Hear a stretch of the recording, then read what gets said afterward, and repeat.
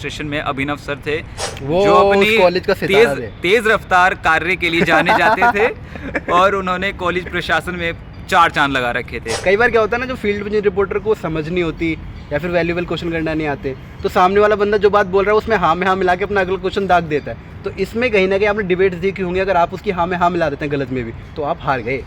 लिखने पे फोकस किया जाता था, ना कि लिखना भी- स्किल पे, ना कि स्किल पे। लिखना भी तो वो जो किताब में लिखा हुआ है, अच्छा। अलग से कभी नहीं। आने वाले समय में जैसे मैं बात करूं 5 या 10 साल बाद जी। जर्नलिज्म को लेके क्या इम्प्रूवमेंट चाहते हैं कि उसमें क्या सुधार होने चाहिए? सबसे पहले तो इम्प्रूवमेंट स्टूडेंट्स लाइफ में तो ये चाहते हैं कि जो इंस्टीट्यूट्स बने पड़े हैं, जो पत्रकार खड़ा कर रहे हैं, सबसे पहले उन्हें बताएं कि पत्रकारिता बेटा क्या है। ग्राउंड लेवल की अलग है और पत्रकारिता जो हमें इंस्टीट्यूट में बैठ के टाइम पास कराया जा रहा है वो बहुत अलग है। कौन से मुद्दे पे कौन से क्वेश्चन पूछने, संवेदनशील मुद्दे पे कैसी बातें करनी नहीं पता। थ्योरेटिकल भी अगर ठीक हो तो बच्चा सीखेगा। थ्योरेटिकल भी वो चलता आ रहा है जो 30 साल पहले किताब लिख दी, वही चल रही है भाई साहब। तो संविधान में भी संशोधन होने लगे, इन किताबों में संशोधन कब होंगे? बिल्कुल। सब सीधी बात तो ये है, जहाँ पर सरकारें और मुद्दे विकास युवाओं के आधार पर नहीं होंगे, जहाँ पर धर्म की राजनीति होगी, वहाँ पर युवाओं का विकास, शिक्षा का विकास नहीं हो सकता। सब चुनाव जीतने जा रहे हो, बजरंगबली के नाम पर वोट मांग रहे हो। आज आप PFI को बैन करने के नाम पर वोट मांग रहे हो, बजरंग दल को बैन करने के नाम पर वोट मांग रहे हो। आपने किसी ने भी, मैंने जब कवरेज करी यूपी इलेक्शन में, तो मेरे को ऐसे प्रत्याशी मिले जिन्हें जो खुद 8वीं पास नहीं थे। योग्यता का आधार नहीं रख सकते, रखिए ना। माफियाओं को क्यों ला रहे हैं आप? पत्रकारिता का तो आधार भाई साहब ये है कि आप कहीं पे भी जाओगे तो आपको किसी और पार्टियों की लड़ाई नहीं देखने को मिलेगी, आपको पत्रकारों की लड़ाई देखने को मिल जाएगी। क्योंकि आजकल के पत्रकार ही बटे पड़े हैं। कोई भाजपा का समर्थक में बात कर रहा है, कोई कांग्रेस के समर्थन में बात कर रहा है, कोई अन्य दल के समर्थन में बात कर रहा है, कोई जाति सूचक बातें कर रहा है। पत्रकारिता रबची का है भाई साहब, मांग रहे हैं। अब बताओ, अगर समाज के अंदर ऐसे लोगों से प्रेरणा लेनी पड़ेगी तो क्या हो सकता है भैया? तो आपका दरअसल कहना यह है कि ब्लैक एंड वाइट में ब्लैक ही।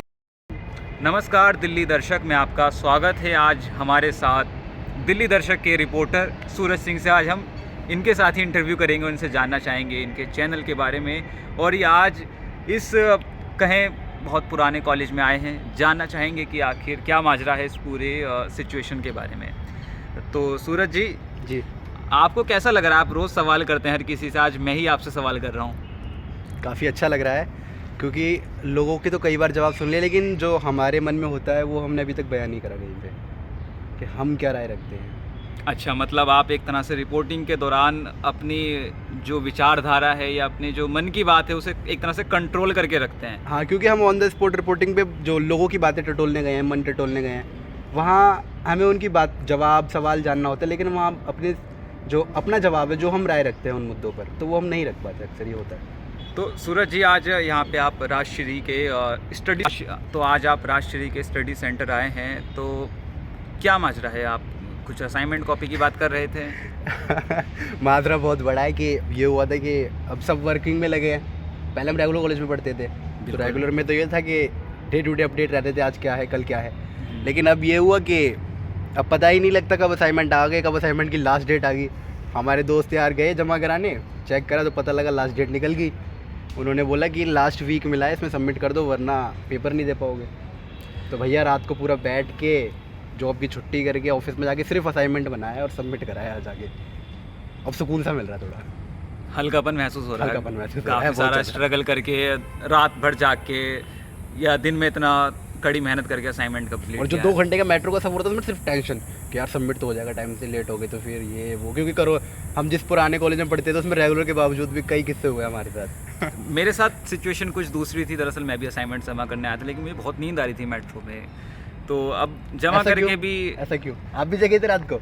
हाँ, दरअसल मैं सुबह ही सोना हुआ है, मैं रात भर जगा था। लेकिन वो कहते हैं ना, रेगुलर में एक डिसिप्लिन सा रहता है, टेंशन रहती है जमा करने की, लेकिन अब डिस्टेंस में आके वो चीज़ें खत्म हो रही है। विंडो वाले जो सर थे, क्या नाम था उनका? अभिनव सर। अभिनव सर, उनकी तो बात ही निराली थी। हमारे दरअसल दिल्ली यूनिवर्सिटी के खालसा कॉलेज के एडमिनिस्ट्रेशन में अभिनव सर थे, जो अपनी कॉलेज का सितारा थे। तेज रफ्तार कार्य के लिए जाने जाते थे और उन्होंने कॉलेज प्रशासन में 4 चांद लगा रखे थे। तो सूरज जी, मैं इसी से जुड़ता हुआ थोड़ा शिक्षा व्यवस्था पे, अगर हम जर्नलिज्म की बात करें ख़ास तौर से शिक्षा व्यवस्था में, तो काफ़ी ज़्यादा उसके ख़राब हालात हैं। अगर आप ये कॉलेज देखें तो इससे भी अंदाज़ा लगा सकते हैं कि कितना मैनेजमेंट है, और ख़ास तौर से जर्नलिज्म में जो प्रैक्टिकल है उस पर इतना ध्यान नहीं दिया जाता। तो आप क्या कहना चाहेंगे? जर्नलिज्म में मैं तो मानूंगा कि जो स्टूडेंट स्किल होता है वो मेन होता है प्रैक्टिकल। आप कितना प्रैक्टिकल कर रहे हो, आप कितना अपने आप को आप कितना कैमरा को फेस कर सकते हो, आप सामने वाले लोगों को कितना जज कर सकते हो, आप कितना उनकी बात में से बात निकाल के सवाल कर सकते हो। कई बार क्या होता है ना, जो फील्ड में जिन रिपोर्टर को समझ नहीं होती या फिर वैल्यूएबल क्वेश्चन करना नहीं आते, तो सामने वाला बंदा जो बात बोल रहा है उसमें हाँ में हाँ मिला के अपना अगला क्वेश्चन दाग देता है। तो इसमें कहीं ना कहीं आपने डिबेट्स देखी होंगी, अगर आप उसकी हाँ में हाँ मिला देते हैं गलत में भी, तो आप हार गए, आपका विषय भटक गया।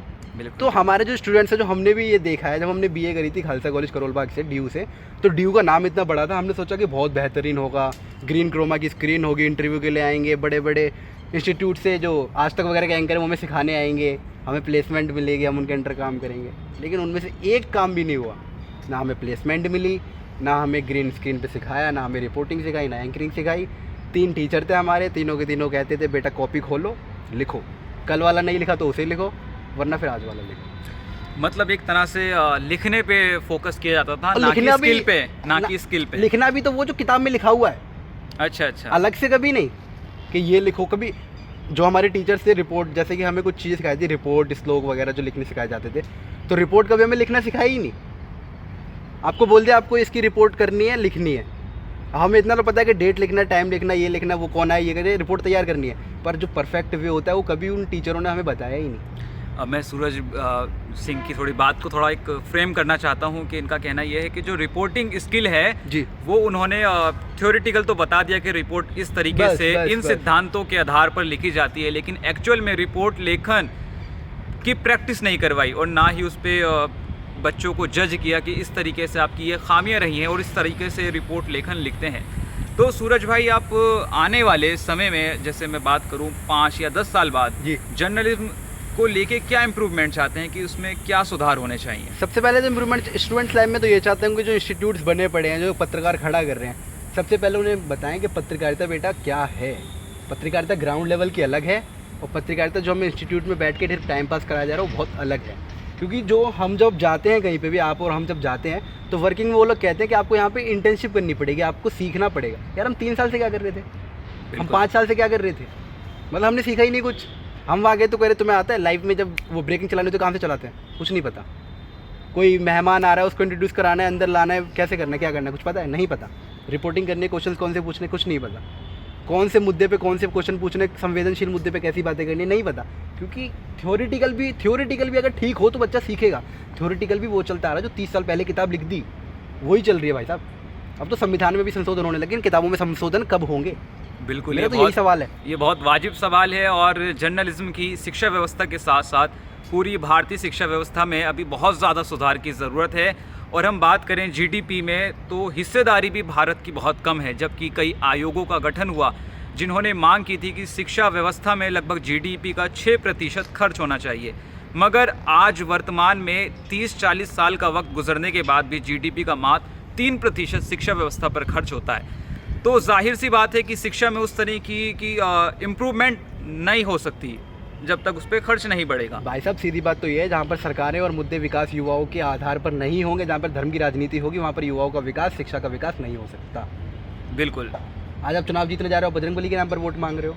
आज आप पीएफआई को बैन करने के नाम पर वोट मांग रहे हो, बजरंग दल को बैन करने के नाम पर वोट मांग रहे हो। आपने किसी ने भी, मैंने जब कवरेज करी यूपी इलेक्शन में, तो मेरे को ऐसे ऐसे प्रत्याशी मिले जिन्हें जो खुद 8वीं पास नहीं थे, और जब उनसे पूछो तो हमें शिक्षा बेहतर करनी है, हम शिक्षा बेहतर करने आए हैं। अरे सर, आपने 8वीं पास नहीं करी, आपको पता नहीं क्या होता है शिक्षा। आपको अगर किसी प्रोफेसर के सामने भी खड़ा कर दिया, आप उसकी कमियां निकाल पाएंगे? वो बंदा 8 बजे से लेट आ रहा है स्कूल में, आप जाके उसको पकड़ लो, उसे बोलोगे आप लेट आ रहे हो, वो कुछ इंग्लिश में 2 शब्द मारेगा, आपको पता ही नहीं क्या है वो। बिल्कुल।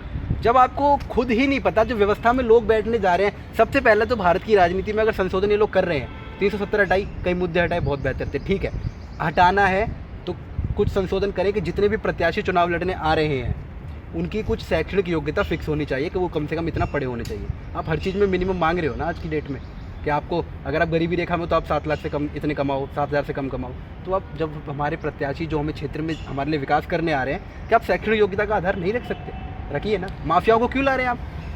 तो सूरज भाई, जैसे मैं इसमें एक और सवाल डालना चाहता हूँ कि आपने इतने सारे इसमें सवाल उठाए कि इस तरीके से चीज़ें हो रही हैं जी। तो अभी जैसे प्रेस इंडेक्स रिपोर्ट आई थी, उसमें भारत का स्थान बहुत ज़्यादा गिर गया, बहुत ज़्यादा बुरे हालात हैं, 161 पे पहुँच गया है। तो आप मानते हैं कि इन सब चीज़ों में जो हम पीछे हैं, जो कमियां हैं, उसके पीछे पत्रकारिता का बहुत बड़ा हाथ है और वो झलक भी रहा रिपोर्ट में।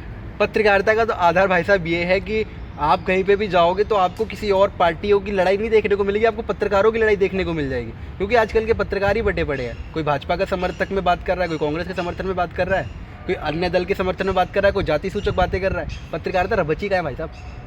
आप सुधीर चौधरी जी को देख लीजिए, पकड़े गए थे, तिहाड़ तक घुमाए, लेकिन आज सबसे बड़े एंकर बनकर बैठे हैं। लोग उन्हें पूछ रहे हैं, कह रहे हैं कि देखो तो 9 बजे का ब्लैक एंड वाइट देखो भैया। अब उनसे देखो जो कि खुलेआम जाकर रिश्वत मांग रहे हैं। अब बताओ, अगर समाज के अंदर ऐसे ऐसे लोगों से प्रेरणा लेनी पड़ेगी तो क्या हो सकता है भैया। तो आपका दरअसल कहना ये है कि ब्लैक एंड वाइट में ब्लैक ब्लैक ही है, वाइट कुछ नहीं है। ब्लैक एंड वाइट आप छोड़ दो, आप किसी को भी देख लो, आप दीपक चौरसिया को देख लो, मैं तो खुले तौर पर नाम ले रहा हूँ, दीपक चौरसिया देख लो, रवीश कुमार को देख लो। रवीश कुमार सिर्फ अगेंस्ट दिखा रहे हैं, रवीश कुमार ने कभी फेवर में दिखाया नहीं दिखाया। ये पत्रकारिता इतनी बढ़ चुकी है आज के टाइम में, अपने आप को पॉपुलर बनाने के लिए जो 5 स्टार रेटिंग के एंकर बने बैठे हैं ना, ये सच से मुंह मोड़ रहे हैं। जो इन्हें एक पाला दे दिया गया वहीं बैठना चाहते हैं, ये उठकर इस पाले की ओर या इस पाले की ओर वॉक नहीं करना चाहते। अगर एक पाले में बैठ रहोगे तो पेट मोटा ही होगा आप लोगों का, आपकी विचारधारा उसी की हो जाएगी। आप दूसरी विचारधारा को जानना ही नहीं चाहते। मतलब जो संतुलन है, तो संतुलन पे बहुत कम पत्रकार हैं, या तो वो इस पाले में या दूसरी ओर हैं। उस संतुलन जो बिंदु है, सेंटर पॉइंट है, वहाँ पर आना नहीं चाहते। बिल्कुल नहीं। तो हमारे साथ इस विशेष चर्चा में सिर्फ आज इतना ही। मिलते हैं अगली रिपोर्ट में। जब तक आप देखते रहें दिल्ली दर्शक, सब्सक्राइब करें, वीडियो को ज़्यादा से ज़्यादा लाइक एंड शेयर करना ना भूलें। धन्यवाद।